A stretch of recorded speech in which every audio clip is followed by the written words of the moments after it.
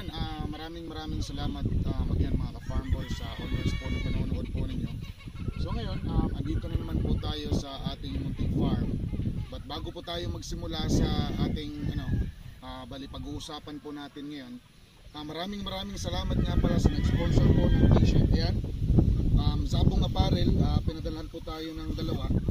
So ito po, napakaganda po ng mga product po ng Zabong Apparel mga ka-farm boys. So kung gusto niyo pong bumili or umorder, mabibili po to sa Shopee. Ilalagay ko lang po yung link ng video po ng ilalagay ko lang po yung link sa video po nito sa baba. Ayan. So maraming salamat. Again, kung gusto niyo pong bumili, like and follow din po yung page po niya ng Zabong Apparel. So marami po kayong pagpipilian ng mga designs doon. Napakaganda po ng quality. Ito po is jersey type po na tela, and then ito po is yan makikita niyo po. So ayan, maraming salamat again mga ka-farm boys. So let's now start with our topic. So since ayan, lagi pong umuulan po ngayon, so napag-isipan ko na lang po na i-share po yung mga practices po namin dito sa farm. So ilan po sa mga practices po namin is yung pagbibigay po ng kalamansi. So kalamansi po sa mga manok po natin. So nagbibigay po kami ng kalamansi every week. So that's Saturday afternoon. So gamit po ng kalamansi mga ka-farm boys is ayan, vitamin C po siya. So nagbibigay po talaga siya ng kasiglahan sa ating mga manok. So nagpapaboost po siya ng immune system. So ayan, hindi po siya madaling nagkakasakit.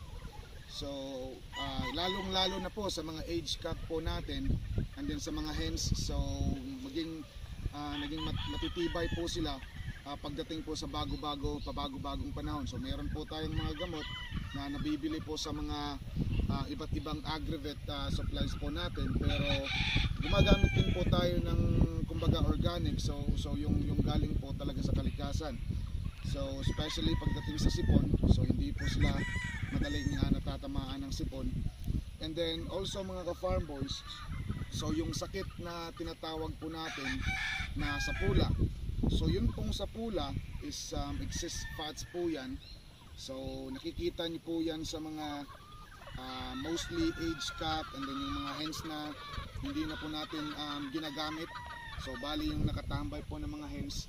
So yun po yung kadalasang tinatamaan ng sapula. And then also especially sa mga backyard. So sa mga nakakulong lang na mga manok, so yung hindi po sila nakakakaskas, so hindi po sila ganong magalaw.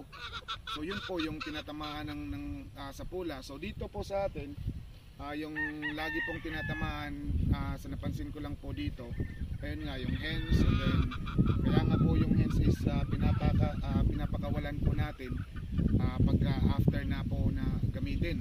Pero yung mga age cock, so since marami po sila dito, and then sila po yung hindi na po sila magalaw kasi ayun nga, naging matanda na sila.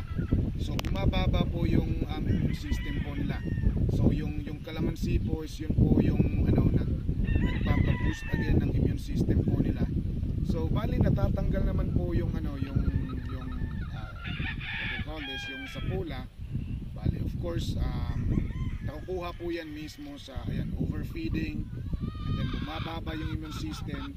So yung kinakain po nila is hindi na po natutunaw, so hindi po nako-convert na energy, so nagiging fats po yan. So yan po yung simula po ng sapula. So yung kalamansi mismo, isang kalamansi, yun po yung binibigay natin pinipiga po sa clay pot. So kasama po yung buto, kasi yung buto is kinakain din po nila. So ayun, since mataas po yung immune system po ng manok po natin, nagpapaboost po siya. So yung mga age cock is hindi na sila magiging matamlay. So nababurn po nila yung kinakain po nila, na-convert into energy, and then hindi po nagiging fats.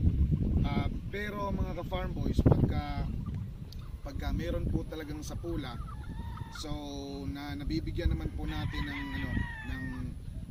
remedy po yan. So of course hindi po natin in-overfeed po sila, and also dapat nililipat-lipat po natin ng pwesto para hindi po sila magiging bored sa kanilang lugar.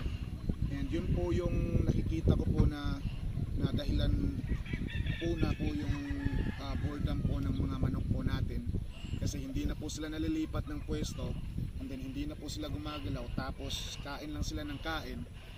Dito po kasi pagka marami na po yung manok mo, yung nangyayari is wala na po silang exercise, and then yung mga tao po natin dito is hindi naman po nila talaga laging na gagabayan or natitignan po yung mga age cap po natin, gawa ng minsan naglulugon, so pinapabayaan lang na nasa cord, and then basta papakainin lang. So yung pagbibigay po ng kalamansi, yun po is nakapag-burn po ng fats, and then nagpapaboost ng immune system po nila.